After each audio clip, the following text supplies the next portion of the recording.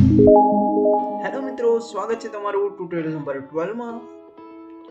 તો આજે આપણે text to speech converter application બનાવીશું અને નેક્સ્ટ ટ્યુટોરિયલમાં ટેક્સ્ટ ટુ સ્પીચ કન્વર્ટરને ઓબ્જેક્ટ રિકોગ્નિશન વાળી એપ સાથે ઇન્ટિગ્રેટ કરાવીશું. તો ચલો સ્ટાર્ટ કરીએ.